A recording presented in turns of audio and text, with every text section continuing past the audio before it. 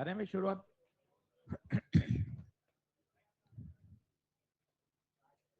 चलो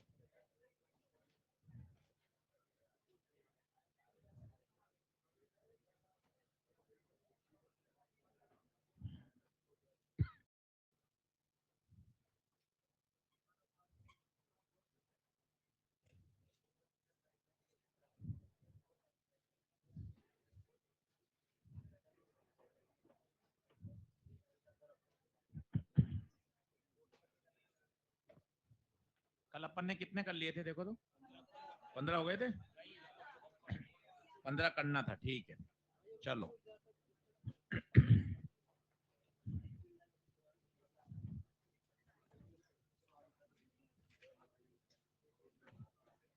15 की जगह छोड़ दें, पहले नया शुरुआत करते हैं। कल होमवर्क दिया था, वो कॉलिजन का शुरू किया? ठीक। कंजर्वेशन ऑफ मोमेंटम बने होंगे सवाल, बनाना देखना, क्योंकि देखो नया चैप्टर है और अब छोटे छोटे चैप्टर हैं, 10-10 दिन में खत्म हो जाएंगे और केवल 5 दिन होमवर्क करना होता है। कल पहली बार दिया था, ऐसा केवल 5 बार होमवर्क दूंगा, 6 बार, तो 6 बार में तो अपना काम पूरा हो जाएगा, है ना? तो जिन्होंने नहीं किया सभी से प्यार से निवेदन है कि भैया होमवर्क करना, और मजा आएगा आपको सवाल बनाने में। मुश्किल से 5 या 6 सवाल फंसे होंगे उसमें से, बाकी सब हो जाएंगे, वो मैं सब बता दूंगा डाउट। चलो अगला लिखो। ये सवाल बड़ा फेमस है, बीच में छुट्टी पे थी कि 2-3 दिन बीमार थी। लिखें।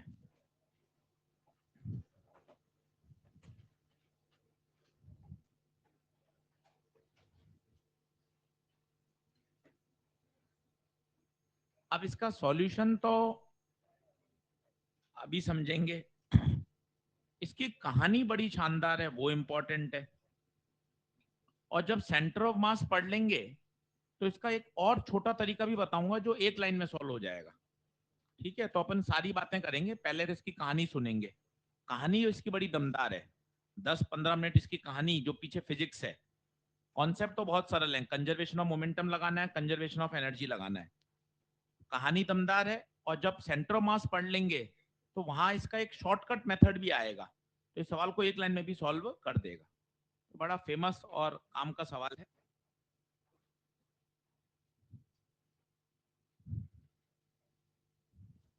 चलो अब पूरे घटनाक्रम को समझिए और इसको अच्छे से इसकी बात करिए। कल फिर इसका एक सवाल आएगा, 2 दिन सवाल करेंगे तो आपकी ये पूरी बात अच्छे से दिमाग में बैठ जाएगी। पेन पेंसिल छोड़ दीजिए, पहले डायग्राम बना लीजिए और उसके बाद अपन इसकी बात करते हैं आराम से। सिर्फ क्वेश्चन से आज पूरे दिन 10 मिनट की थ्योरी आएगी, बाकी पूरे दिन न्यूमेरिकल्स हैं।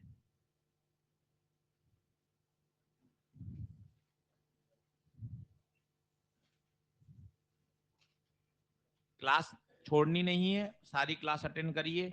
10 दिन में अपन चैप्टर को एकदम अच्छे लेवल पे तैयार कर लेंगे। चलो अब सभी लोग बोर्ड पे देखिएगा अच्छे से। ये ब्लॉक आया है ना, घटनाक्रम को कोशिश करिएगा बोलने की, सॉल्यूशन तो हो ही जाएगा, आंसर भी आ जाएगा, पर जो पीछे की फिजिक्स है ना वो दमदार है, वो सुनेंगे बोलेंगे तो मजा आएगा। ये ब्लॉक आया, ये स्प्रिंग को क्या करेगा, दबाएगा। तो जैसे ही कंप्रेस करेगा, मैं उस समय की सिचुएशन बनाता हूं, आप देखना। ये इसने हल्का सा इसको दबा दिया। अब स्प्रिंग दबाते ही याद करिए, इमेजिन करिए स्प्रिंग दबी, तो स्प्रिंग क्या करेगी, बल लगाएगी। कहां लगाएगी, बाहर की तरफ, नेचुरल लेंथ की तरफ जाना चाहेगी। एक पुरानी बात आ गई एनएलएम की, अरे स्प्रिंग तो दोनों किनारों पर इक्वल एंड अपोजिट बल लगाती है, दोनों पे लगाती है। अब ये 2 kg का था और ये 8 kg का था। अब मजे आएंगे, ये आ रहा था आगे, परंतु बल कहां लग रहा है, मतलब 2 kg का तो आशीष सर रिटार्ड करेगा, पर बेटा जी 8 kg को देखो, 8 kg रुका हुआ था और इस पे बल कहां लगा, आगे, मतलब 8 kg तो एक्सिलरेट करेगा। पहले ये बात समझो 2 बार में। पहला इस सिचुएशन आपको दिखाई दे रही है, ब्लॉक चलता हुआ आ रहा है, स्प्रिंग अभी अपनी नेचुरल लंबाई पे है, जो ओरिजिनल प्रश्न है। बोलो इसमें हाँ है क्या? अभी 10-12 मिनट में नींद खुल जाएगी, फिर चीजें समझ में आने लग जाएंगी। फिर जैसे ही उसने स्प्रिंग को दबाया, स्प्रिंग देख दब गई। स्प्रिंग दब गई तो अब स्प्रिंग खुलना चाहेगी, कहां बल लगाएगी? बाहर। बाहर ये देखो, दोनों किनारों पे बल लगाती है स्प्रिंग, अपने दोनों किनारों पे बल लगाती है। दोनों किनारों पे बल लग गया। 2 किलो की हालत क्या है? 2 किलो आ रहा था आगे, बल कहाँ है? मतलब 2 kg तो रिटार्ड करेगा। क्या मतलब होता है रिटार्ड का फिजिक्स में? स्पीड धीरे धीरे कम हो। बोर्ड पे देखो, मोबाइल मत देखो, बोर्ड पे देखो। 2 kg तो धीरे धीरे कम होगा। कल छुट्टी पे था क्या? क्यों उठ नहीं पाए थे? तो 2 kg तो धीरे धीरे क्या करेगा? रिटार्ड करेगा। परंतु 8 kg धीरे धीरे एक्सेलेट करेगा। क्या बात सही है? अभी कहानी में ट्विस्ट है। इसकी स्पीड धीरे धीरे कम होगी, 20, 20 से 18, 18 से 16। इसकी स्पीड बढ़ेगी, 0 थी, 0 से 2, 2 से 4। किसी समय इसकी 16, इसकी 4। बताइए कौन तेज है? पीछे वाला। पीछे वाला तेज है। बताओ दूरियां कम होंगी या बढ़ेंगी? इमेजिन हाईवे, आगे कार चल रही है, पीछे आप कार में हैं। आपकी पीछे वाले की स्पीड ज्यादा है, तो आप उसके पास जाओगे या दूर जाओगे? पीछे वाला तेज चल रहा है, पास जाते जाओगे। इमेजिन करिए रियल लाइफ, आगे ट्रक जा रहा है, पीछे आप हो, आप साइकिल पर हो, कार में हो, आप तेज चल रहे हो, तो आपकी दूरी ट्रक से कम होती जाएगी। ये देखिए, पीछे वाला तेज है, ये पास आता जाएगा, पास आता जाएगा। मजे की बात, जैसे जैसे पास आएगा एक्स बढ़ेगा, के एक्स बढ़ेगा, बल बढ़ेगा। ये बल इसको एक्सिलरेट करेगा और इसको रिटार्ड करेगा। इसकी स्पीड भाई बढ़ती जाएगी, 4, 6, 8, 10, इसकी लगातार कम होती जाएगी। एक इंस्टेंट माना दोनों की स्पीड 10 हो गई। बिल्कुल 10 हो सकती है। 20 से 19, 18, 17, 16, 15, 14, 13, 12, 10। इसकी 0 से बढ़कर 10 हो गई। इस समय दोनों की स्पीड सेम है। अगला इंस्टेंट बताना क्या होगा? तुक्का मारो। ये तो लगातार रिटार्ड हो रहा है, लगातार रिटार्ड हो रहा है। क्या होगा? अगले इंस्टेंट पे ये और कम होगा, ये और। बेटा अब बताओ कौन तेज हो गया? आगे वाला ट्रक तेज हो गया। अगर अब ट्रक तेज हो गया, वापस से अब दूरियां बढ़ेंगी। किस समय स्प्रिंग में कंप्रेशन मैक्सिमम होगा? जिस समय दोनों की स्पीड सेम होगी, उस समय स्प्रिंग अत्यधिक दबी होगी। इसके बाद क्या होगा अगले इंस्टेंट पे? सोचो, अब आगे वाला ट्रक तेज हो गया, वापस से स्प्रिंग खुलना चालू हो जाएगी। आपसे पूछा गया है मैक्सिमम कंप्रेशन बताइए कब होगा? पहला कॉन्सेप्ट, जब दोनों ब्लॉक की स्पीड सेम होगी। क्यों होगी उसको एक बार और समझते हैं, बात समझ में आएगी। अगर मैं आपको डायग्राम से बताऊं, ऐसे हाथ से फील करिएगा क्या होगा। पहले कौन तेज है? पहले पहले पीछे वाला तेज है, और उसके बाद आगे वाला तेज हो रहा है। देखना, जब पीछे वाला तेज है तो स्प्रिंग को दबाता जा रहा है। एक इंस्टेंट पर आया जब दोनों की स्पीड, उसके अगले ही मोमेंट पर ये तेज हो गया। अब बताइए दूरियां बढ़ने लग जाएंगी। किस समय पर स्प्रिंग में कंप्रेशन मैक्सिमम होगा? जिस समय दोनों की स्पीड क्या होगी? सेम होगी। एट दैट टाइम स्प्रिंग में कंप्रेशन क्या होगा? मैक्सिमम। आप सोच रहे हो सर पीछे वाला रुक जाएगा तब मैक्सिमम होगी? नहीं भाई, क्योंकि सब सोचो, 10-10 के बाद अगला स्टेप खुद सोचो। ये आपको क्लियर हुआ, रिटार्ड हो रहा है, खट खट खट खट नीचे आ रहा है, ये एक्सलेट हो रहा है, स्पीड बढ़ रही है, यहां तक सब सही है। इसका अगला इंस्टेंट सोचो, बराबर के अगला वाला, ये 10 से कहां जाएगा? ये 10 से। अब सोच के बताओ, आगे 11 पीछे 9, कौन तेज है? आगे वाला ट्रक तेज है। अगर ट्रक तेज है तो दूरी को बढ़ाता जाएगा, स्प्रिंग वापस से खुलना चालू हो जाएगी। खुलना समझ गए? खुलने का मतलब एक्सटेंड होना शुरू हो जाएगी। तो किस मोमेंट पर कंप्रेशन मैक्सिमम होगा? आंसर है जब दोनों ब्लॉक की स्पीड सेम होगी।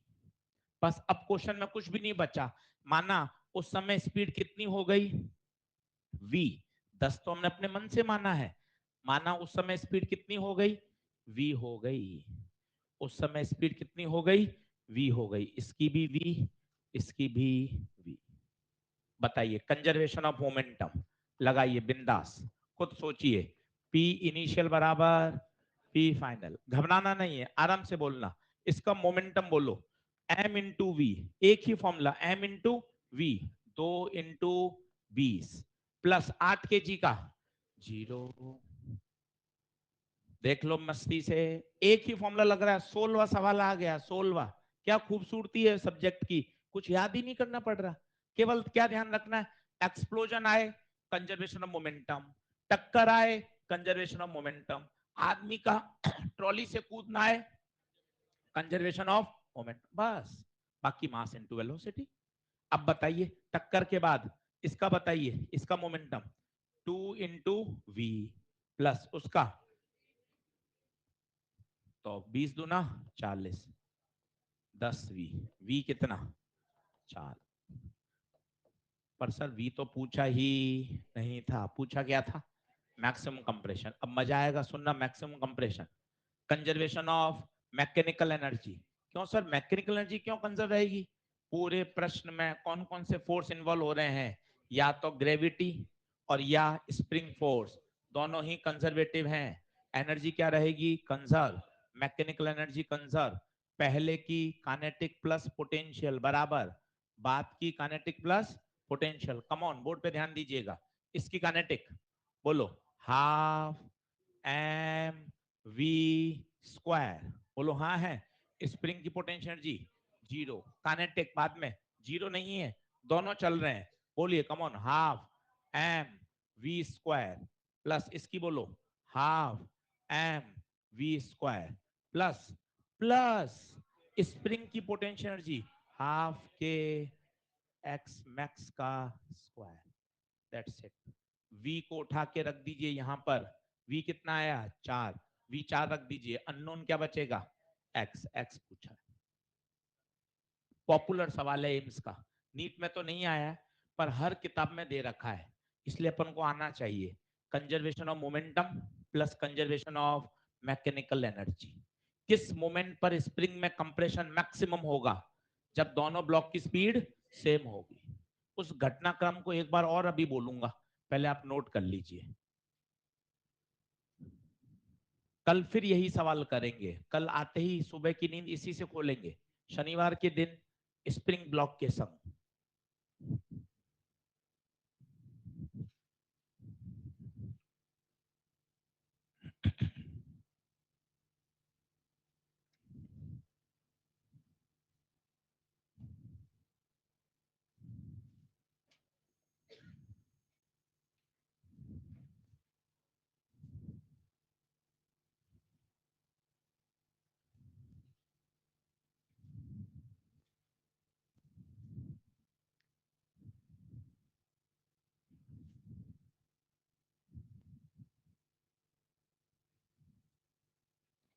बस फिजिक्स सोचो, फॉर्मूला तो ठीक है, आप फिजिक्स सोचो।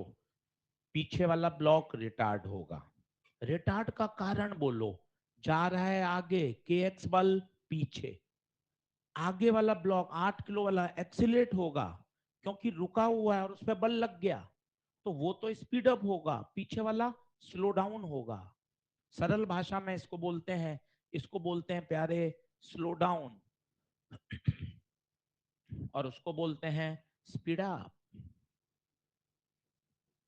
एक मोमेंट ऐसा आएगा बच्चों जब दोनों की स्पीड सेम हो जाएगी, उस मोमेंट पर स्प्रिंग में कंप्रेशन मैक्सिमम। सर मैं नहीं मानता, सही बात है, आर्ग्यूमेंट करिए। अगला इंस्टेंट सोचिए क्या होगा? आगे वाला और तेज हो जाएगा, पीछे वाला धीमे हो जाएगा। अब इमेजिन करिए, हाईवे पे पहुंच जाइए, आगे वाला ट्रक तेज चल रहा है आपसे, तो दूरियां बढ़ती जाएंगी। पीछे वाली कार तेज होगी आपकी, आप दूरी को कम करोगे। जिस मोमेंट पर दोनों की स्पीड बराबर होगी, उस क्षण स्प्रिंग में कंप्रेशन मैक्सिमम होगा। पुट कर दीजिए, कितना आ रहा है एक्स बताइए। कितना? 4√2 बाय, देखो सब सहमत हैं कि इससे 5 मिनट दे रहा हूं, नहीं हो तो मैं करूंगा।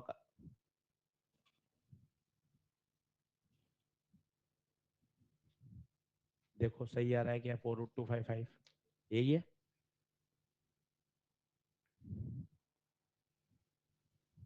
कल फिर आएगा ये सवाल, कल फिर सुनेंगे एक बार और। स्प्रिंग ब्लॉक सिस्टम, हाथ से कोशिश करिए बनाने की, फील करने की।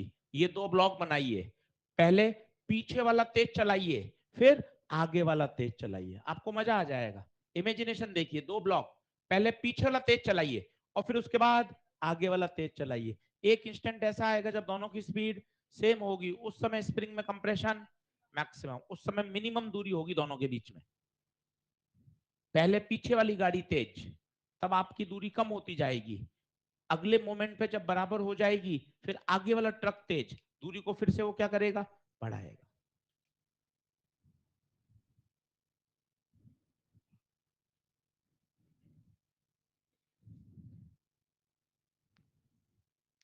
बढ़ू?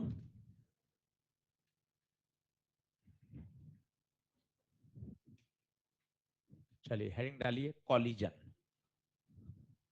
कॉलिजन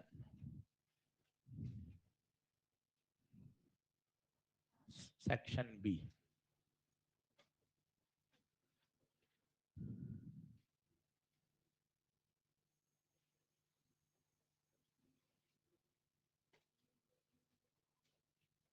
कॉलिजन बहुत आसान टॉपिक, आराम से पढ़िए, खूब सारे प्रश्न करने इस पर, बहुत आसान। कॉलिजन का सीधा पहला मीनिंग होता है टक्कर। तो सबसे हम पहले पढ़ रहे हैं linear collision, head on, one dimension.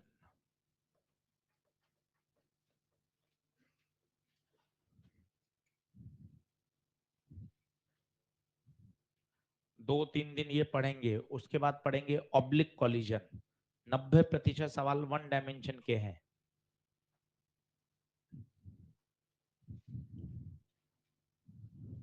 केवल 10 मिनट की थ्योरी है, 5 मिनट के कॉन्सेप्ट हैं और सवाल चालू हो जाएंगे। 20, 22, 25 प्रश्न करिए, एकदम कॉलिजन के पीछे पड़ जाइए। आज फ्राइडे, सैटरडे, मंडे, ट्यूसडे, 4 दिन कॉलिजन के इतने सवाल कर लीजिए। हर प्रोफाइल का सवाल अपन को आना चाहिए, सब तरह का। देखो क्या होती है टक्कर, बहुत आसान है, कहीं कोई दिक्कत नहीं। सभी लोग बोर्ड पे देखना, फिर बनाना। ये बॉल 1 M1 मास U1 स्पीड से चल रहे हैं, दूसरी बॉल रेस्ट में है। टकराते समय का डायग्राम, ये टकराते समय का डायग्राम। जैसी टक्कर होगी, ये बॉल इस बॉल पर क्या लगाएगी? फोर्स। इन फोर्स को बोलते हैं इंपल्सिव फोर्स। क्या बोलते हैं? Impulsive force. प्रश्न आ गया, ये कौन से फोर्स हैं? इंपल्सिव फोर्स, एनएलएम में पढ़ाया था। इंपल्स, जब बहुत बड़ा फोर्स बहुत कम समय के लिए लगे पर वो मोमेंटम में अच्छा खासा चेंज कर दे, उसे बोलते हैं इंपल्सिव। जैसे उदाहरण के तौर पर आप देखिएगा, ये कैप पेन का मैं भी दीवार की तरफ भेजूंगा, दीवार और कैप का बहुत कम समय के लिए कांटेक्ट होगा, पर आप देखना कैप की हालत खराब हो जाएगी। कैप जा रहा था आगे, भाई साहब कहाँ जाएगा? पीछे। देखना, ये कैप और दीवार का बहुत कम समय के लिए संपर्क हुआ, पर भाई साहब इतना जबरदस्त फोर्स लगा कि उसने कैप के मोमेंटम को ही बदल दिया। मोमेंटम था आगे की तरफ, टकरा के कहा हो गया? पीछे। स्पीड को बदल दिया, सब कुछ तहस नहस कर डाला। इसे बोलते हैं impulsive force. Very large force act for a very short interval of time, such type of forces are called impulsive force. Bat और बॉल का संपर्क, बैट और बॉल का संपर्क बहुत कम समय के लिए होता है, पर बैट इतना जबरदस्त बल लगाती है कि बॉल का मोमेंटम, बॉल की ऊंचाई, सब कुछ तहस नहस हो जाती है। उसे हम क्या बोलते हैं? Impulsive force. ये देखिए इम्पल्सिव फोर्स लगा। मजे की बात देखना, बॉडी ए पर, बॉडी ए पर तो इम्पल्सिव फोर्स कहां है? पीछे। एक्शन रिएक्शन, ए ने बी पे लगाया, बी ने ए पे लगाया। सिस्टम कौन है? ए और बी सिस्टम है। लिखने में तो लग रहा है फोर्स लग रहा है, पर बताइए सिस्टम पर तो नेट फोर्स जीरो है, क्योंकि एक पर आगे और एक पर पीछे है। अब बताइए बी का हालत क्या होगा, खुद सोचिए। बी रुका हुआ था, इस बल के कारण बी भागेगा और ए की स्पीड कम होगी, रुक भी सकता है, टकरा के पीछे भी जा सकता है, सब कुछ संभव है। हमने V1 मान लिया आगे की तरफ, जो होगा देखेंगे। क्या सिचुएशन समझ में आ रही है? Such type of collision is called one dimension, क्योंकि जो बल लग रहे हैं वो लाइन ऑफ मोशन के अलोंग ही लग रहे हैं। उदाहरण के तौर पर एक पतला सीमेंट का पाइप ले लीजिए, उसके अंदर एक बॉल रख दीजिए और बाहर से उस सीमेंट के पाइप में एक बॉल को फेंकिए। क्या होगा? बॉल इधर उधर तो जा नहीं सकती, सीमेंट का पाइप है सीधा, कहां जाएगी? टकरा के आगे ही जाएगी। जिस दिशा में लाइन ऑफ मोशन है उसी दिशा में बल लग रहे हैं, आगे की तरफ, जो होगा देखेंगे। क्या सिचुएशन समझ में आ रही है? Such type of collision is called one dimension, क्योंकि जो बल लग रहे हैं वो लाइन ऑफ मोशन के अलोंग ही लग रहे हैं। उदाहरण के तौर पर एक पतला सीमेंट का पाइप ले लीजिए, उसके अंदर एक बॉल रख दीजिए और बाहर से उस सीमेंट के पाइप में एक बॉल को फेंकिए। क्या होगा? बॉल इधर उधर तो जा नहीं सकती, सीमेंट का पाइप है सीधा, कहां जाएगी? टकरा के आगे ही जाएगी। जिस दिशा में लाइन ऑफ मोशन है उसी दिशा में बल लग रहे हैं और मोशन भी उसी दिशा में हो रहा है। Such type of collision is called one dimension collision. Sir two dimension oblique भी होता है क्या? हाँ, कैरम बोर्ड, कैरम बोर्ड में स्ट्राइकर आता है, टकरा के दोनों इस तरह से जाती हैं, अपोजिट चली जाती हैं। वो स्नूकर खेलते हैं, वो वाला जो ग्रीन कलर की टेबल होती है, डंडी से मारते हैं, याद करिए। बिल्कुल बिल्कुल। तो क्या होता है? बॉल जाती है टकरा के, बिलियर्ड्स में बॉल है टकरा के अपोजिट दिशा में जा रही है, किसी एंगल पे जा रही है, वो सब क्या है? Two dimension. अभी कौन सा पढ़ रहे हैं? One dimension. एक शब्द आ गई, टक्कर। टक्कर आते ही कंजर्वेशन ऑफ लीनियर मोमेंटम तो लगेगा ही, क्योंकि सिस्टम पे नेट बल जीरो है। पहला हथियार, पहला हथियार, टक्कर शब्द आते ही पहला हथियार है कंजर्वेशन ऑफ लीनियर मोमेंटम। क्या बात समझ में आ रही है? डायग्राम बनाइए मस्त। बहुत आसान है टॉपिक, कहीं दिक्कत नहीं आएगी। 30 सवाल 25 सवाल करेंगे, जब तक एकदम बढ़िया हो जाओगे तब चालू करूंगा सेंटर ऑफ मास।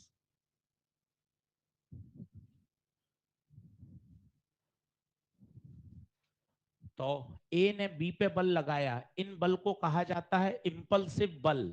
इंपल्सिव बल खतरनाक होते हैं, बहुत कम समय के लिए बहुत बड़ा फोर्स। पिताजी का थप्पड़, गाल पे और पिताजी के हाथ का संपर्क, ऐसा थोड़ा ना हाथ चिपका ही रहता है एकदम, बहुत कम समय के लिए संपर्क आता है, पर एकदम से आनंद की प्राप्ति हो जाती है, वही कहलाता है इंपल्सिव चांटा।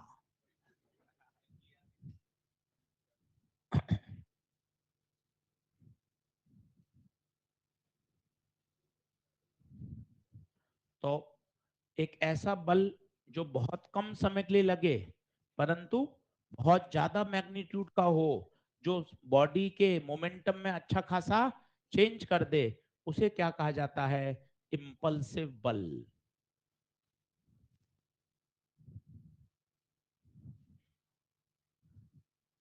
फिर यहीं से कॉलिजन के प्रकार होते हैं। एक होता है इलास्टिक कॉलिजन, एक होता है इन इलास्टिक कॉलिजन और एक होता है परफेक्टली इन इलास्टिक।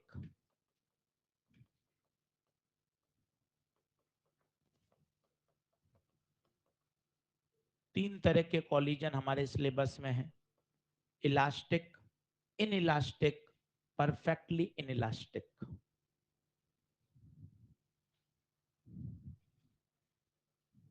मिटाऊं क्या?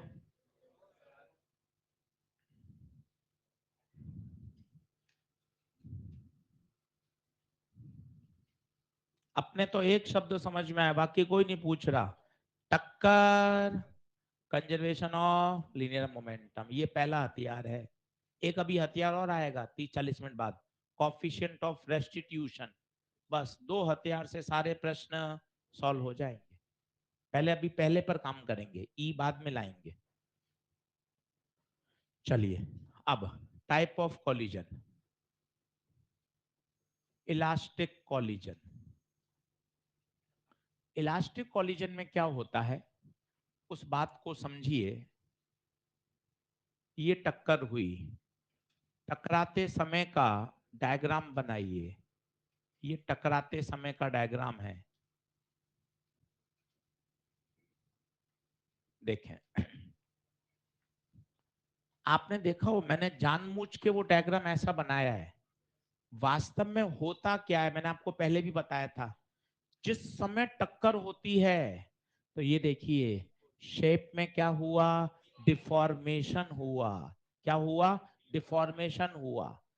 अगर बॉडी अपने शेप को 100% रिफॉर्म कर ले, किसी भी तरह की काइनेटिक एनर्जी का लॉस ना हो, इस तरह के कॉलिजन को क्या बोलते हैं? Elastic collision. ऐसा बोलना गलत होता है, कुछ जगह लिखा रहता है कंजर्वेशन ऑफ काइनेटिक एनर्जी। ये शब्द अच्छा नहीं है। अच्छा ये लिखती है किताब, kinetic energy before collision is equal to kinetic energy after collision. Sir क्या अंतर है कंजर्वेशन में?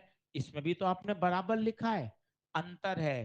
कंजर्वेशन का मतलब होता है हर क्षण कंजर्व रहेगा, जबकि काइनेटिक एनर्जी हर समय कंजर्व नहीं है। पता है क्या हो रहा है इस इंस्टेंट पर? काइनेटिक एनर्जी किस में कन्वर्ट हो रही है? डिफॉर्मेशन में, जिसे कहा जाता है पोटेंशियल एनर्जी।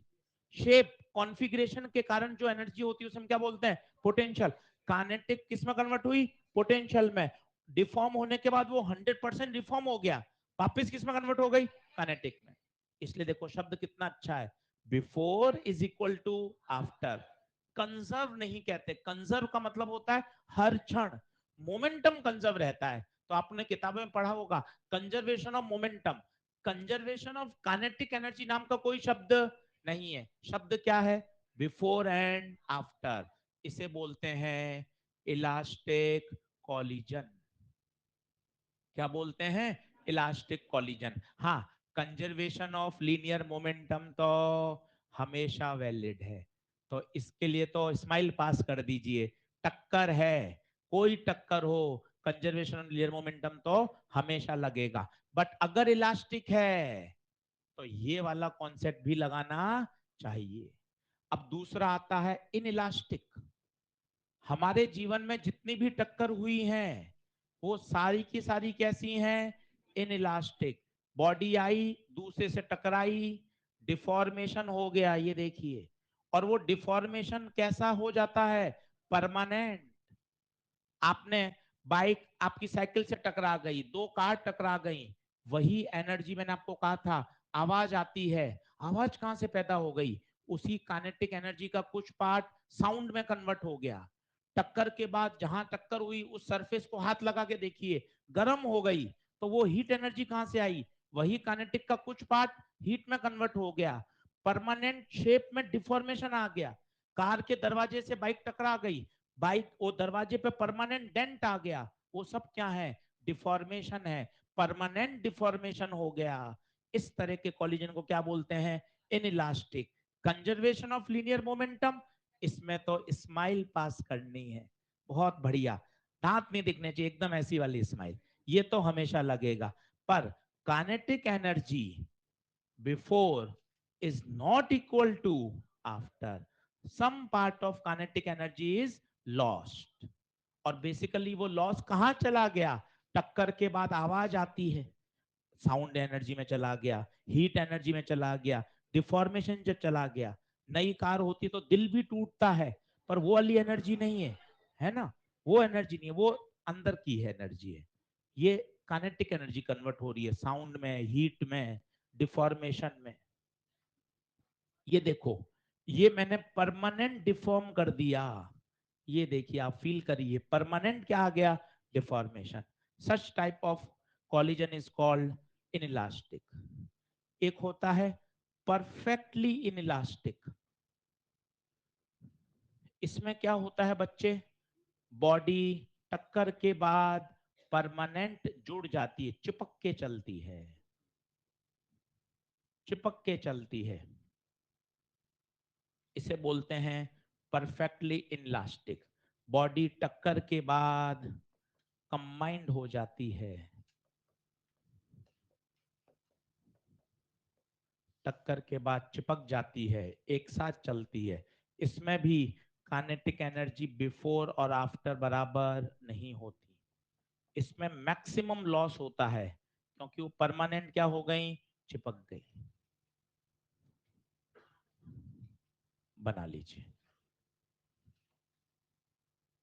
सिर्फ नाम ध्यान रखने हैं, बाकी तो सवाल में सब टकाटक सॉल्व होंगे, कहीं कोई दिक्कत नहीं आएगी। इलास्टिक, कुछ लोग इस इलास्टिक को ही बोल देते हैं परफेक्टली इलास्टिक, एक ही बात है, कोई अंतर नहीं है। इलास्टिक बोलो या परफेक्ट इलास्टिक बोलो, एक ही बात है। इन इलास्टिक में अंतर है। हम जो सामान्य जीवन में, आज हम 23-24 साल के जो हो गए हैं, वो उसमें सारे जो हमने टक्कर देखी है, वो सब इन इलास्टिक कॉलिजन है। संभालिएगा, वो इन इलास्टिक कॉलिजन है। परफेक्टली इलास्टिक में क्या होगा? साथ साथ चलेंगे, टक्कर के बाद दोनों साथ साथ चलेंगे। बिल्कुल बिल्कुल, एक ही बात है, फीलिंग का अंतर है बस।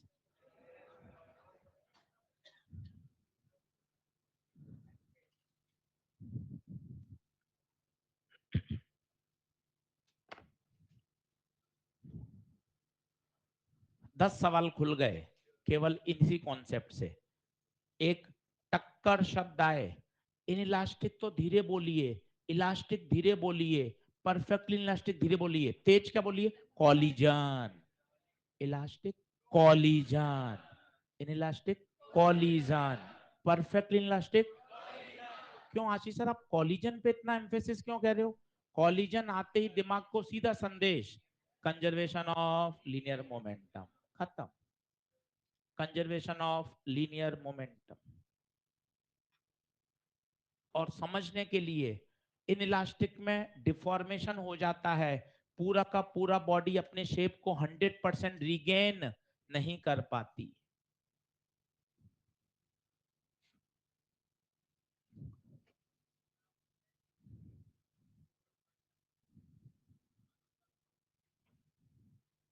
मैकेनिकल एनर्जी की तो बात ही नहीं होगी ना, बिफोर और आफ्टर।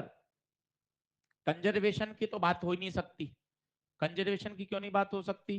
क्यों? क्योंकि पूरे दौरान कंजर्व नहीं है, पहली बात तो ये। मैकेनिकल एनर्जी कंजर्व क्यों नहीं कर सकते? कारण है, क्योंकि जो डिफॉर्मेशन हो रहा है, डिफॉर्मेशन हो रहा है, पोटेंशियल एनर्जी तो खत्म ही हो जाएगी, क्योंकि पूरी की पूरी जो डिफॉर्मेशन हुआ है वो वापस क्या हो गया? रिफॉर्म हो गई। तो पोटेंशियल एनर्जी रही कहाँ? पोटेंशियल एनर्जी की तो चर्चा होगी नहीं, क्योंकि जो पहले थी वही बाद में थी। इस दौरान क्या हुआ? काइनेटिक किस में कन्वर्ट हुई? पोटेंशियल में। पोटेंशियल किस में कन्वर्ट हुई? वापस काइनेटिक में। तो conservation of potential, mechanical energy बोलेंगे तो भी कोई अंतर नहीं है, यहाँ की पोटेंशियल और यहाँ की पोटेंशियल तो बराबर ही। किसी ऊंचाई पे हो रहा होगा तो ऊंचाई पे ही हो रहा है, सिर्फ क्या अंतर है? कन्वर्जन हुआ है टक्कर के समय। काइनेटिक किस में कन्वर्ट हुई है? पोटेंशियल में, फिर वापस हो रिगेन हो गई। नहीं नहीं, ज्यादा अच्छा तो यही है काइनेटिक एनर्जी, वो ज्यादा अच्छा नहीं है, क्योंकि काइनेटिक का कुछ पार्ट डिफॉर्मेशन में कन्वर्ट हुआ है, मैकेनिकल एनर्जी में तो अपन क्या बोलते हैं, सिर्फ हाफ mv² और mgh। डिफॉर्मेशन वाली कहां बोलते हैं, इसमें mgh थोड़ी ना आ रहा है, इसमें कौन सी एनर्जी जा रही है, डिफॉर्मेशन वाली। पोटेंशियल है मैकेनिकल में कौन सी बोलते हैं, सिर्फ mgh, ग्रेविटेशनल पोटेंशियल एनर्जी। कौन सी वाली, ग्रेविटेशनल पोटेंशियल, mgh की बात करते हैं। और स्प्रिंग की बात करते हैं। यहां कौन से फोर्स लग रहे हैं, इंपल्सिव फोर्सेस लग रहे हैं। पोटेंशियल एनर्जी शब्द का इस्तेमाल कब होगा, याद कर, mg और kx और कूलम्बिक फोर्स, जो कि कैसे फोर्स हैं, कंजर्वेटिव। क्लियर है बात, बढ़े आगे, चलिए पहला प्रश्न लिखिए।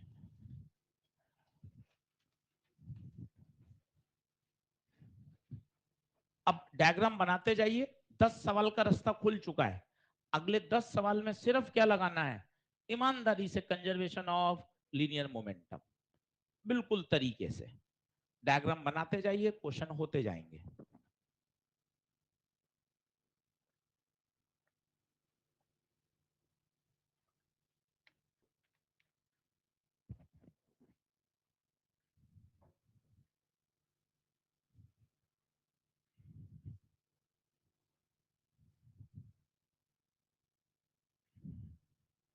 बना लीजिए फटाफट।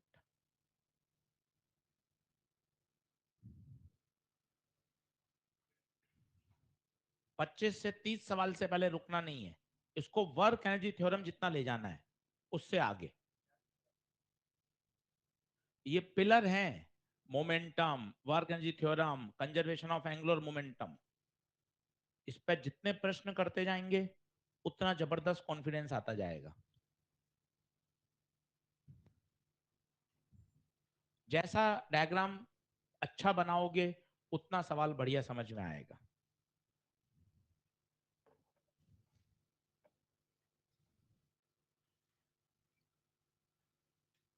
फोटो, दो particle of mass m and 2m, m बनाया 2m बनाया, मूविंग ईच अदर, ये देखो ईच अदर ऐसे, 18 18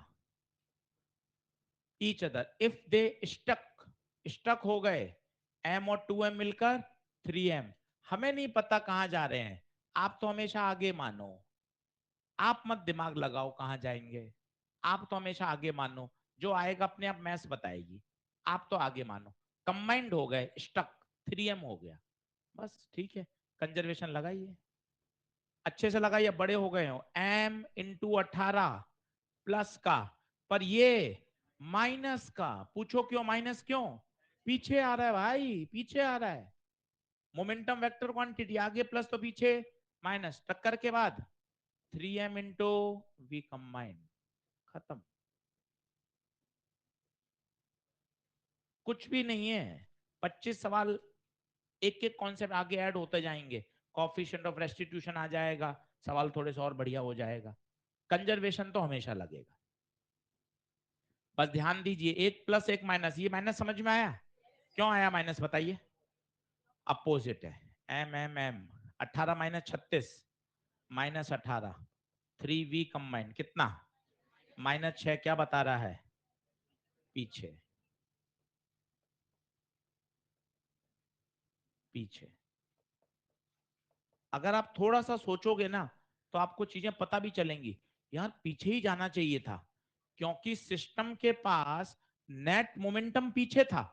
देखो आप, इसका मोमेंटम बोलो 18m आगे, इसका 36m पीछे, तो नेट मोमेंटम पीछे बचा, तो फाइनल मोमेंटम भी तो पीछे ही आएगा।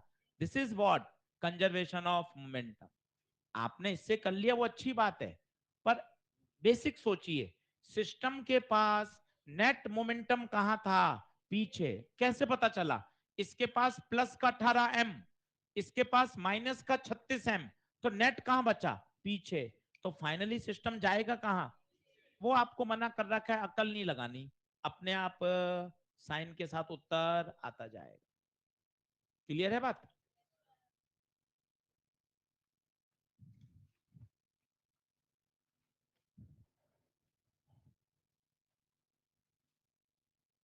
छोटे छोटे सवाल हैं जो आपको धीरे धीरे धीरे मोमेंटम में, कॉलिजन में स्ट्रॉन्ग करेंगे।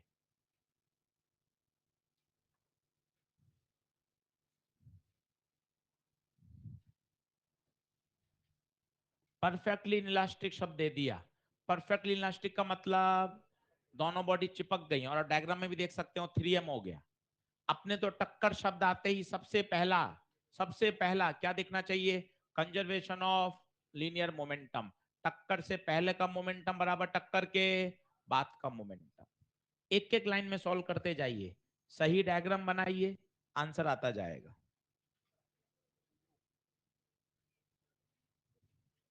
दोनों बॉडी चिपक के रुक जाएंगी। देख लेते हैं, जो कहेगी मैथ्स वो सही है। पी इनिशियल बराबर पी फाइनल, m इंटू 12। ये माइनस में लिखो, आदत डालो। क्यों माइनस क्यों? अपोजिट है। 3m इंटू वी कंबाइंड, तो 12 0 बराबर 3m इंटू वी कंबाइंड 0।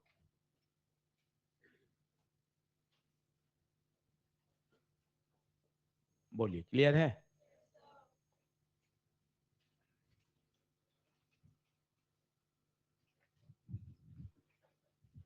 बहुत आसान टॉपिक है, इतना ही आसान है पूरा।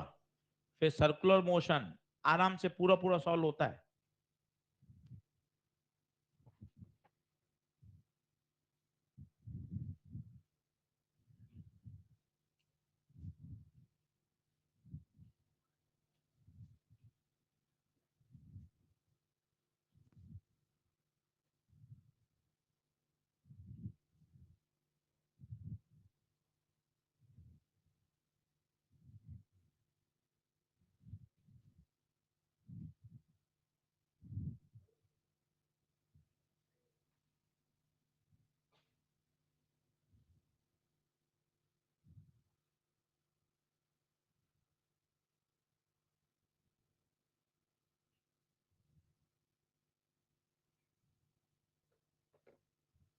फोटो बनाओ, सवाल पढ़ने से नहीं आएगा। पहले पूरा क्वेश्चन लिखो, फिर डायग्राम बनाओ, काटा कूटा होने दो। शानदार तैयार करना है कॉलिजन, हर बच्चे का सवाल बनना चाहिए कॉलिजन का।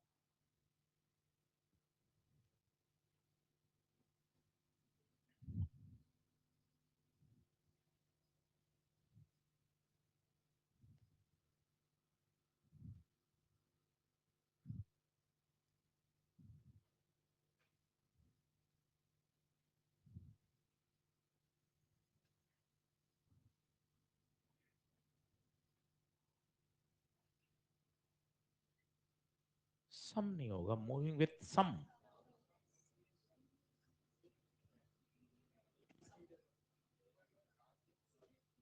विथ सेम है, सेम तो लिखा हुआ ही है। ठीक है, अब ठीक है। ठीक है,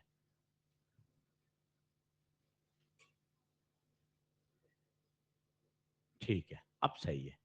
तो 20 केजी का मास है, moving with some velocity let v not, collides with another particle का मास नहीं पता, एम। रेस्ट है, रेस्ट है। अब कंबाइंड हो गए, कंबाइंड होकर कितना हो जाएगा? 20 plus M. Now move with 1/3 of initial, 1/3 of v not. देखिए आप सही है क्या? क्या लैंग्वेज सही पढ़ पा रहे हैं हम?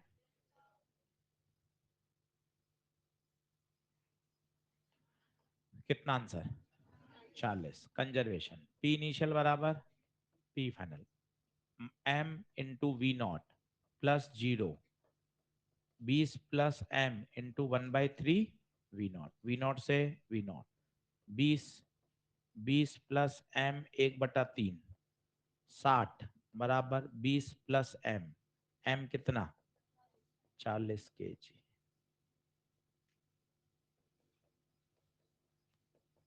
एम 40,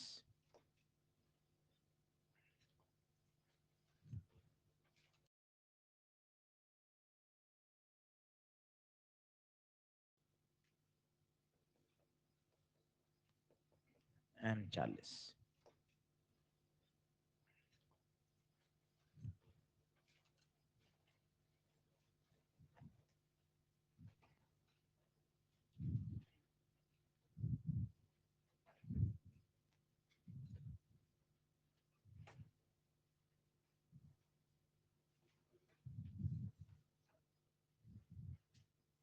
सिर्फ कंजर्वेशन ऑफ लीनियर मोमेंटम लगाना आना चाहिए।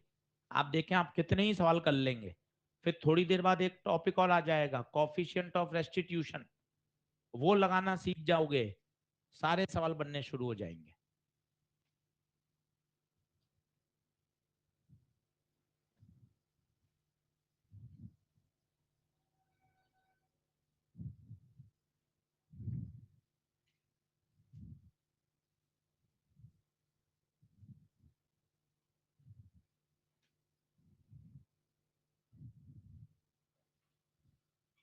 अच्छे से लगाओ। मोमेंटम वेक्टर क्वांटिटी है, कान खोल के सुनना। एक एक्स में आ रहा है, एक वाई में जा रहा है। मोमेंटम जब कभी भी टेढ़े मेढ़े आए, आई कैप जे कैप में लिखिए, एनएलएम पहला लेक्चर। मोमेंटम वेक्टर क्वांटिटी है। तीसरा टुकड़ा कहां जाएगा सर, नहीं पता, वी वेक्टर मान लीजिए। वेक्टर है ना आपके पास हथियार, आपको दिमाग लगाना ही नहीं है।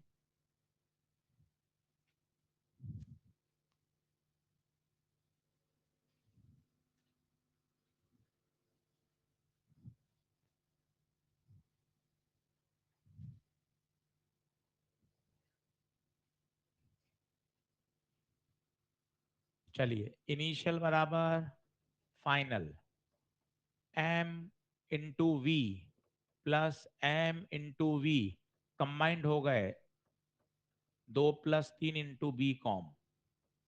गलत है।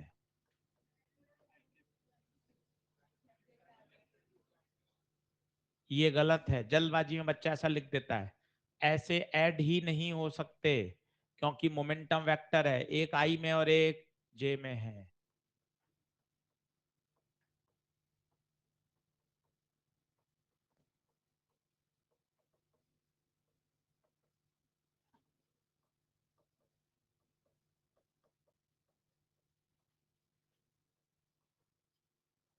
मोमेंटम वेक्टर है। अब लगाइए, इनिशियल मोमेंटम बराबर फाइनल। इनिशियल 2 × 3 आई कैप, 3 × 4 जे कैप कंबाइंड हो गया 5। सर ये कहाँ जाएगा, नहीं पता ना, वी वेक्टर मान लो ना यार, इतना बढ़िया हथियार है ये, वी वेक्टर मान लो। तो 6i + 12j बराबर 5v। तो v 6i + 12j बटे 5। मॉड चाहिए, मॉड निकाल लो। 6i 6² + 12² बटे 5 कितना, 6 × 36 144 बटे 5। 144 150 180 बटे 5। ये आ गई कंबाइंड वेलोसिटी। हर सवाल थोड़ा थोड़ा सिखाता जाएगा। अब इस सवाल में एक अच्छी बात आ गई, अरे यार मोमेंटम वेक्टर है, ऐसे सिंपल जोड़ मत कर देना, आई कैप जे कैप के साथ करना। पर भाई ने पूछा क्या है, लॉस। लॉस का मतलब क्या होता है, इनिशियल और फाइनल का डिफरेंस। तो इनिशियल एनर्जी निकालो। इनिशियल किस किस के पास है, दोनों के पास। कितनी होगी बताओ, हाफ एम, एम 2 × 3 का square, half M into v का स्क्वायर, ये इनिशियल। टक्कर के बाद फाइनल बताओ, half combined mass 2 + 3 into v combined का स्क्वायर।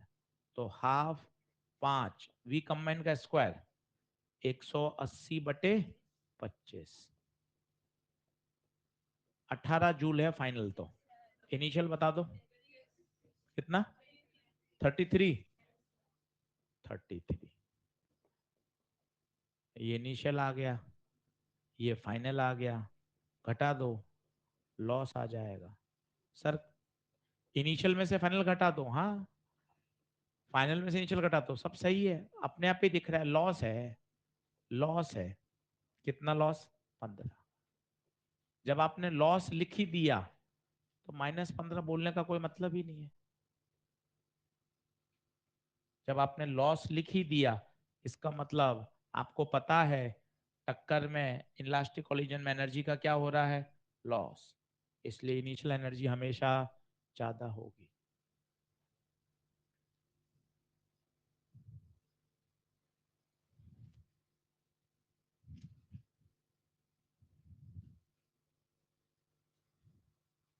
आया?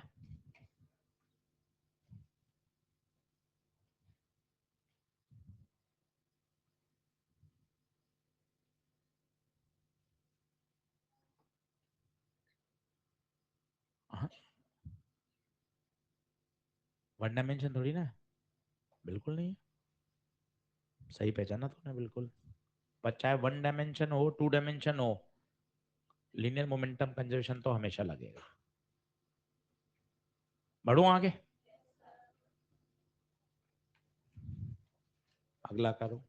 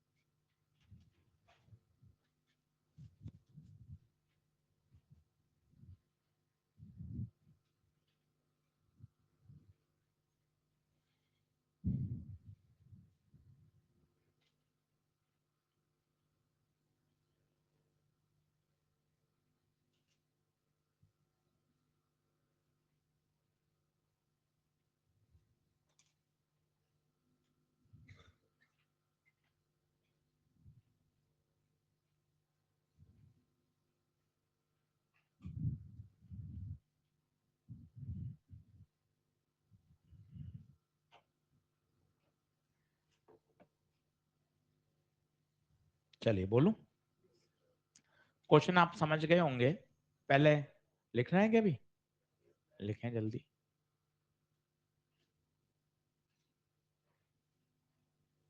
अब यहाँ एक रिलेटिव का कॉन्सेप्ट सीखना पड़ेगा, जब रिलेटिव आपको पढ़ाया जाएगा तब वहां तो बताएंगे ही। अभी याद रख सकते हैं, एक टावर है, यहां से एक पत्थर को फेंका, ऊपर से एक पत्थर को फेंका, तो ये कितने समय बाद मिलेंगे?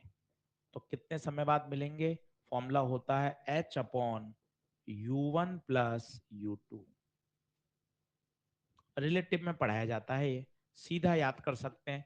कितने समय बाद टक्कर होगी, T बराबर H/U1 + U2। एग्जाम्पल के तौर पर आपने एक को ड्रॉप किया और एक को फेंका। अब मैं आपसे पूछना चाहता हूं कि भाई ये कितने समय बाद मिलेंगे? सीधा फॉर्मूला लगा दीजिए, H/U1 + U2। H कितना, 180, U1 एक को तो ड्रॉप किया है 0, इसका 60, 180/60, 3 सेकंड बाद उनकी टक्कर होगी। पहले तो इस कॉन्सेप्ट को लिख लीजिए, यहाँ ऊपर लिख लीजिए, रिलेटिव है एक कॉन्सेप्ट, ये रिलेटिव का यूज किया है, अपने सिलेबस में है, वहां जब पढ़ेंगे तब ये पूरा सॉल्व करके भी दिखाएंगे। T बराबर H/U1 प्लस U2। कहाँ 50 है? ये एक अलग क्वेश्चन लिया है।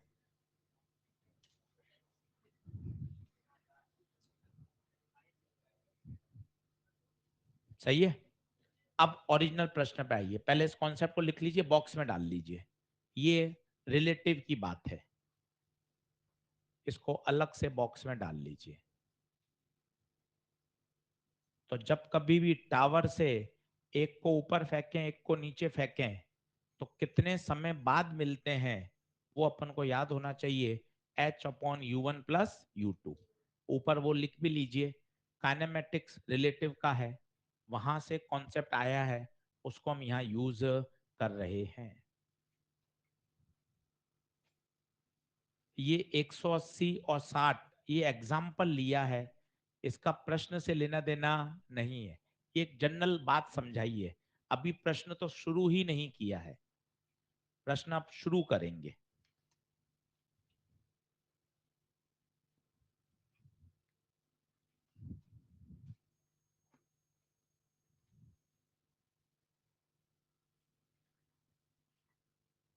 करूं, सॉल्व करूं?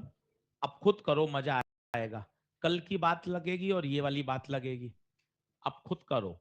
अब particle of mass 3 kg projected vertically upwards 50 metre per second से, उस समय 2 kg का क्या किया गया है? ड्रॉप किया गया है from a height of 100 metre. अब देखना, सिचुएशन बनाना। हाइट कितनी है बताइए? 100 मीटर। नीचे वाला कितने से फेंका है? 50 से। कितनी स्पीड से? 50। कितना मास है? 3 kg का। ऊपर वाला क्या किया है? ड्रॉप। ड्रॉप का मतलब इनिशियल वेलोसिटी 0। बोलो क्या ये फोटो बनी? क्या होगा बताओ? स्टेप 1, कितने समय बाद मिलेंगे? कितने समय बाद टक्कर होगी पहले वो बताओ।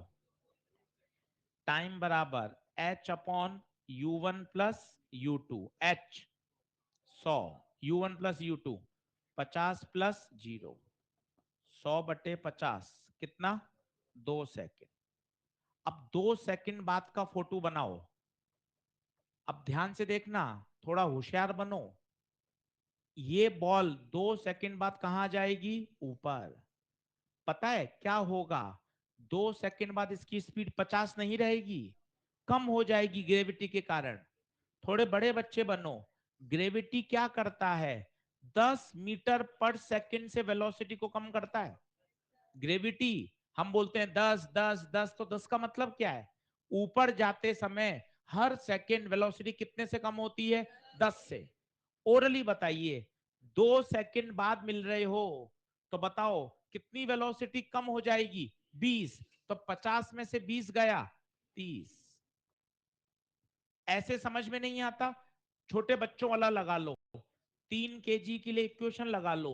V बराबर U प्लस 80, U 50, एक्सीलरेशन -10 नीचे, टाइम 2, 50 - 20 30।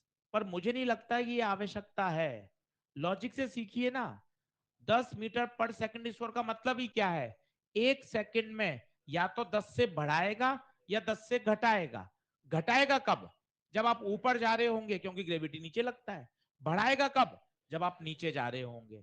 तो बताओ 2 सेकंड में 2 kg की बढ़ जाएगी। कितनी हो जाएगी? पर सेकंड 10, तो 2 सेकंड में 20।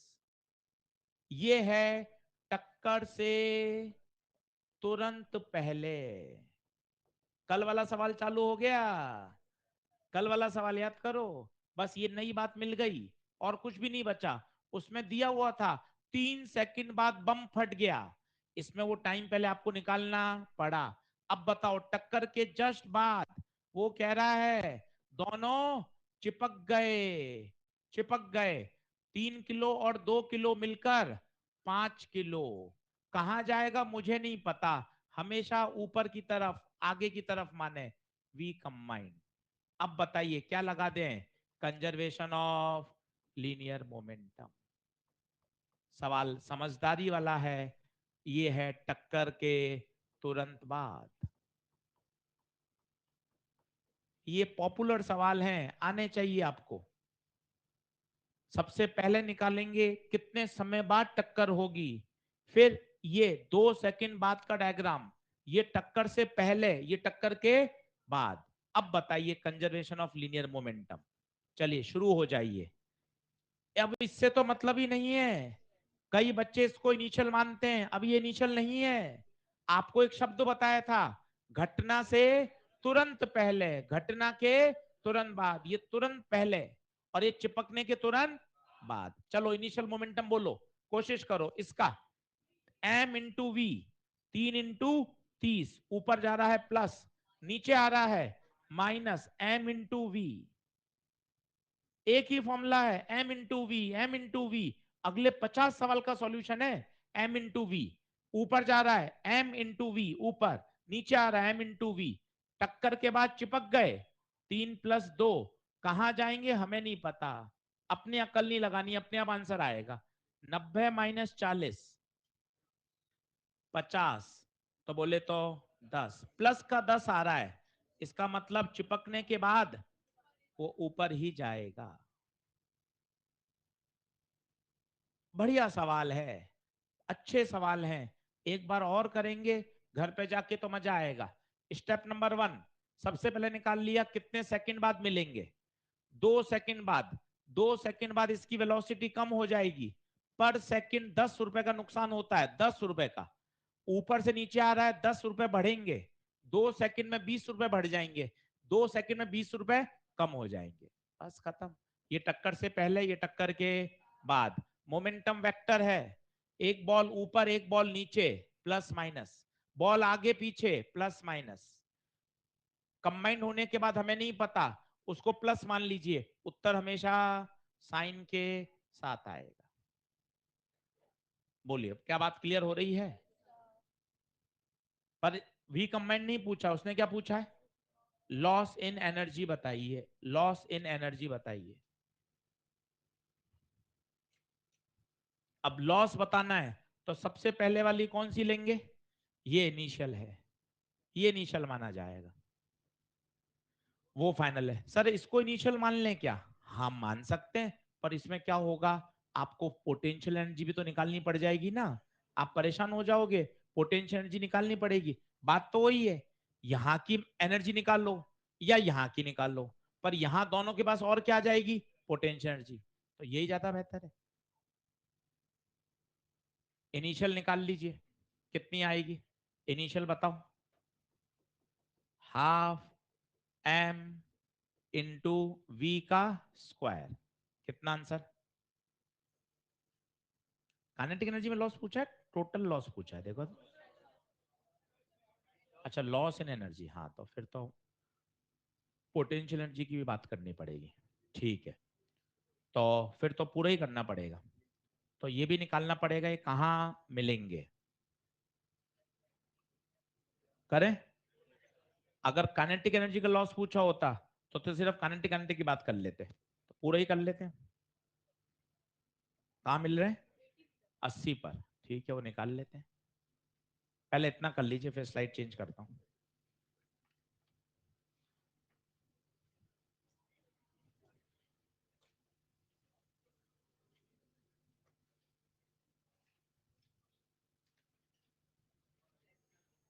करूं, चेंज करूं, निकाल के ला सकते हो एनर्जी सारी, कैसे निकालोगे बताओ, आइडिया दूं। इसके पास कौन सी एनर्जी अभी, काइनेटिक, इसके पास इनिशियल एनर्जी लिख सकते हो, इसकी काइनेटिक उसकी पोटेंशियल। 3 सेकंड बाद, नहीं टक्कर कितने सेकंड बाद हो रही, 2 सेकंड बाद, ये हल्का सा कहां जाएगा, कैसे निकालेंगे, S बराबर ut plus half eighty square, ये दूरी आ जाएगी।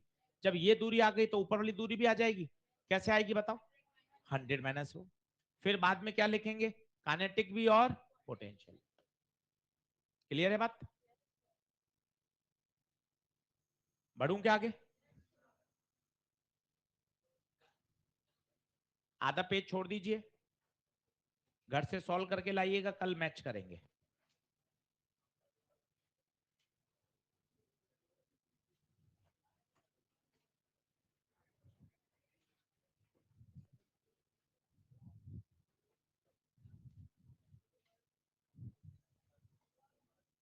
अगला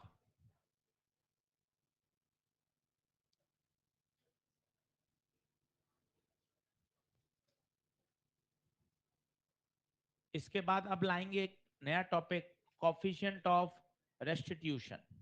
अब ये बेसिक सवाल हो गए, 7 सवाल कर लिए आपने, 6 सवाल कर लिए, जिसमें केवल एक ही अप्रोच लगा रहे थे, क्या? टक्कर से पहले और टक्कर के बाद।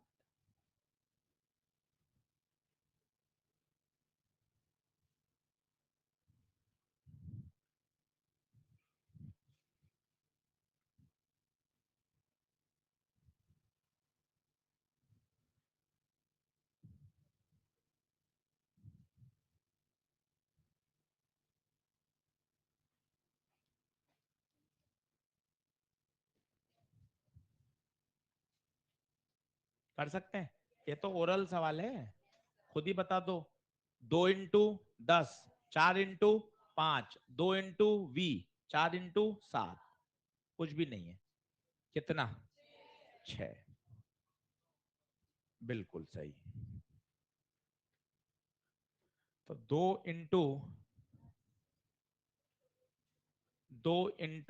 10, 4 इंटू 5, 2V, 4 इंटू 7, V कितना?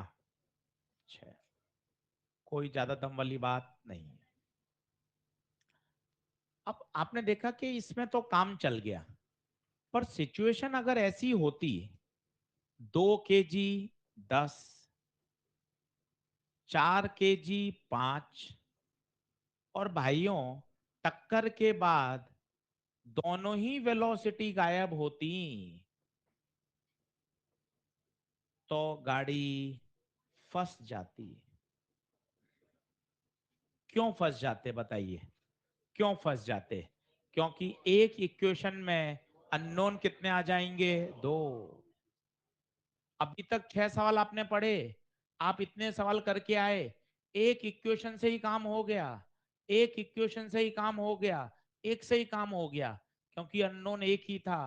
अब विचार करिए, अगर टक्कर के बाद दोनों वेलोसिटी गायब हो जाएं, तो फिर कैसे करेंगे? अब हमें एक फिजिक्स की कॉन्सेप्ट की और आवश्यकता पड़ेगी, क्योंकि कंजर्वेशन ऑफ लीनियर मोमेंटम तो अभी भी लगेगा, अभी भी लगेगा। 2 इंटू 10, 4 इंटू 5, 2V1, 4V2, परंतु अननोन कितने हो गए?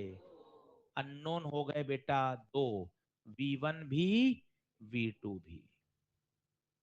अब एक नया कॉन्सेप्ट आता है, जिसे कहते हैं कॉफिशिएंट ऑफ रेस्टिट्यूशन।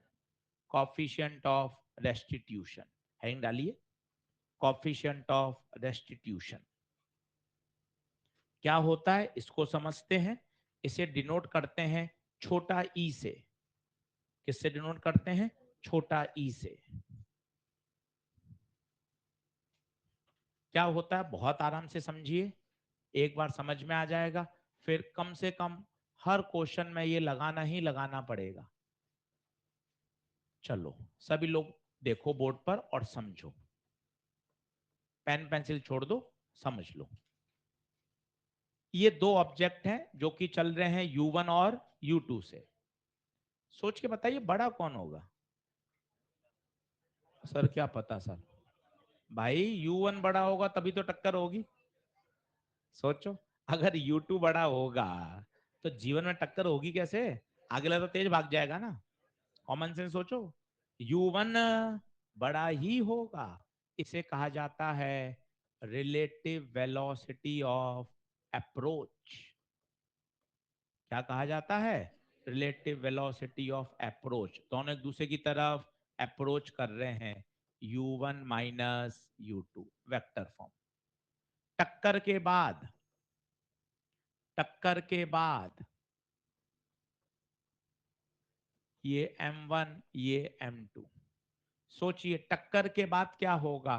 टक्कर के बाद आगे वाला ब्लॉक धक्के की वजह से और तेज हो जाएगा। अब एक टर्म डिफाइन की जाती है, रिलेटिव वेलोसिटी ऑफ सेपरेशन। क्या डिफाइन किया जाता है? Relative velocity of separation. वो होता है V2 minus V1, V2 minus V1, और इन दोनों का रेशियो, उस रेशियो को ही बोला जाता है बच्चे coefficient of restitution. Coefficient of restitution सीधा अगर हम वेक्टर फॉर्म हटा दें तो V2 minus V1 upon U1 minus U2। Sir ये ई होता क्या है? ई बताता है कॉलिजन का प्रकार। अगर परफेक्टली इलास्टिक कॉलिजन है, परफेक्टली इलास्टिक कॉलिजन है जिसमें बॉडी ने अपने शेप को 100% क्या कर लिया, रिगेन, जितना इंपल्स डिफॉर्मेशन का लगा उतना ही इंपल्स रिफॉर्मेशन का लगा, उस समय ई क्या है, 1। जबकि जनरल इन इलास्टिक कॉलिजन होता है उसमें ई की वैल्यू हमेशा 1 से छोटी होती है। और अगर परफेक्टली इनइलास्टिक हो तो आप खुद सोचिए, अगर परफेक्टली इनइलास्टिक है तो बॉडी चिपक गई, V1 V2 सेम हो जाएगा, कंबाइंड हो जाएगा। V1 V2 सेम है तो ई की वैल्यू 0। तो आपको ये 3 केस पता होने चाहिए, perfectly elastic E1, perfectly inelastic E0। बाकी सभी केस में ई की वैल्यू प्रैक्टिकली 0 से 1 के बीच में।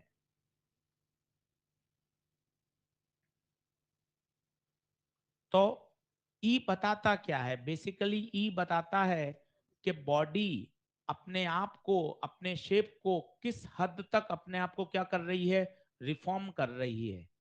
जब टक्कर होती है तो वो बॉडी के शेप में डिफॉर्मेशन आता है, और अगर बॉडी ने अपने आप को 100% क्या कर लिया, रिफॉर्म कर लिया, किसी भी तरह की काइनेटिक एनर्जी का लॉस नहीं हुआ, kinetic energy before collision is equal to after collision, then such a collision is called elastic. अब आपके पास ये दो मेजर टूल हैं, अब आपको सिर्फ क्वेश्चन से खेलना है। ये दो मेजर टूल आ गए, पहला बताइए कंजर्वेशन ऑफ लीनियर मोमेंटम, और दूसरा ई। ई थोड़ा सा डर लगेगा, 2 सवाल 3 सवाल 5 सवाल, पर 5 सवाल कर लेंगे तो ई को भी अप्लाई करना आ जाएगा। अब ये दो टूल हैं और 20 सवाल हैं, आप अपने आप धीरे धीरे परफेक्ट होते जाओगे।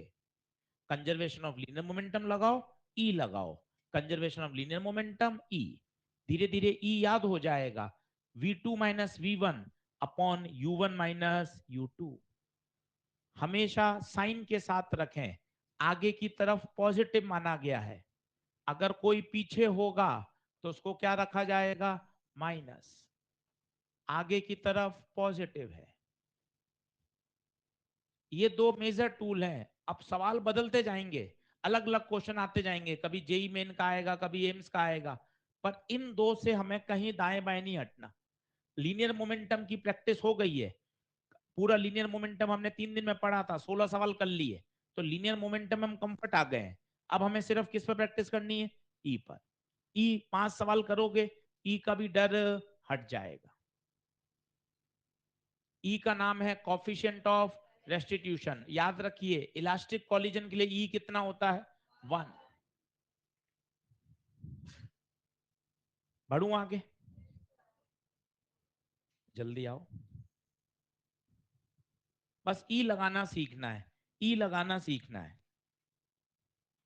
परफेक्टली इन इलास्टिक में 0 कैसे हुआ, राहुल पूछ रहे हैं। परफेक्टली इन इलास्टिक में बॉडी क्या हो गई, चिपक गई। सोचिए अगर बॉडी चिपक गई तो दोनों एक ही वेलोसिटी से चलेंगी, V1 V2 एक ही तो कॉमन हो जाएगा, तभी तो उसे बोलते हैं कंबाइंड। तो V1 V2 सेम हो जाएंगे, तो दोनों सेम हो जाएंगे, तो कितना हो जाएगा, ई 0।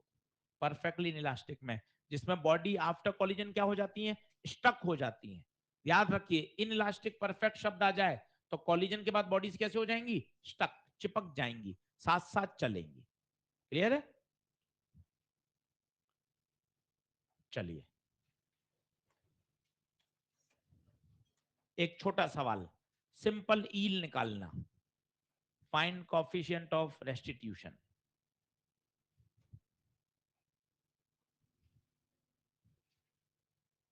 Find coefficient of restitution. Simple e निकालना सीखिए, क्योंकि अगले 20 सवाल में कल का पूरा लेक्चर केवल मोमेंटम ई, तो अब ई का डर हटाना पड़ेगा। अलग अलग सिचुएशन में ई निकालना सीखें।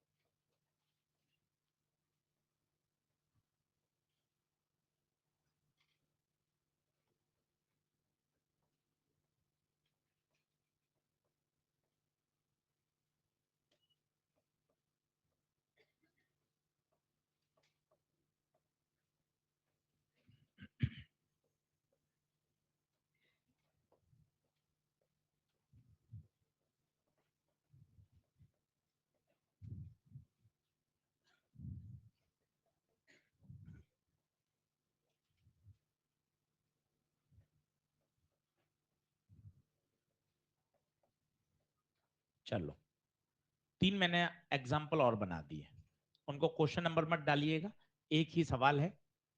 ये केस 1 ले लीजिएगा, ये केस 2, केस 3। 3 में आपको प्रैक्टिस हो जाएगी, आपको ई निकालना आ जाएगा। बिंदास देखिए, कहीं कोई टेंशन नहीं है। हमेशा पहले नंबरिंग कर दें, कभी गलत नहीं होगा। नंबरिंग कर दें, नंबरिंग।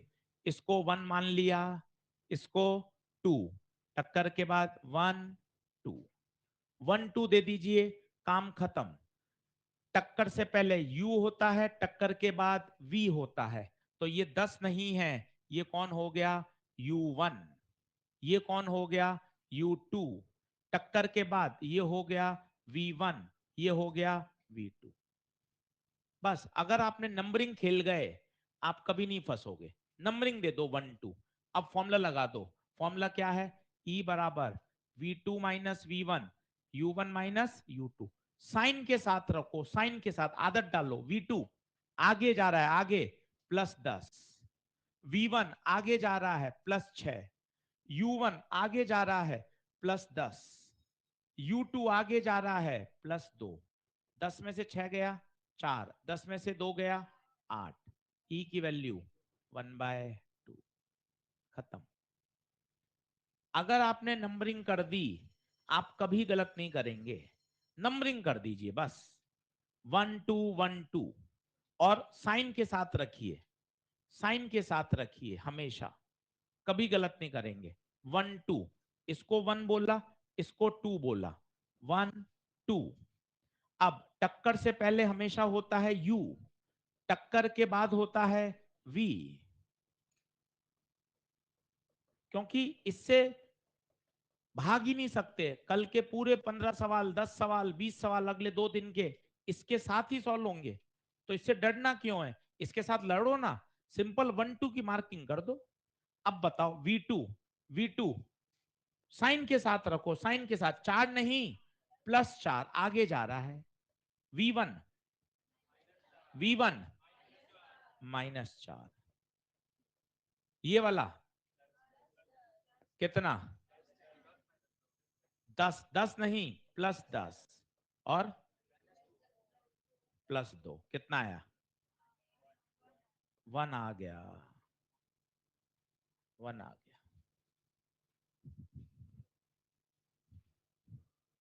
यूनिट नहीं आती, मीटर पर सेकंड नहीं आएगा, यूनिट लेस है,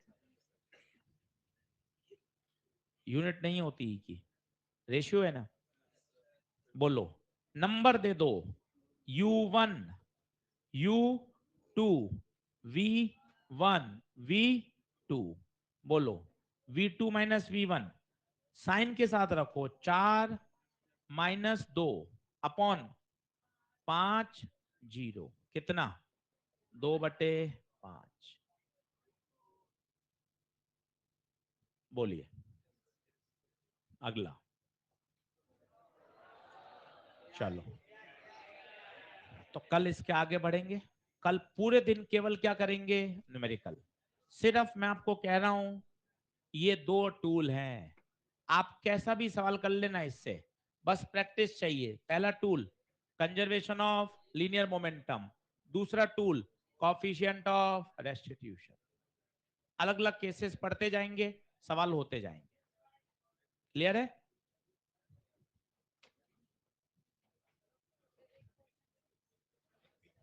एक क्वेश्चन छूट गया कोई, कर लो। यही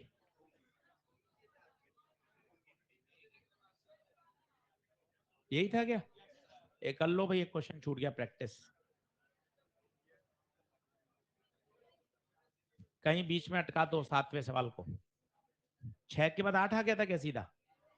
पता नहीं मुझे, देख लो।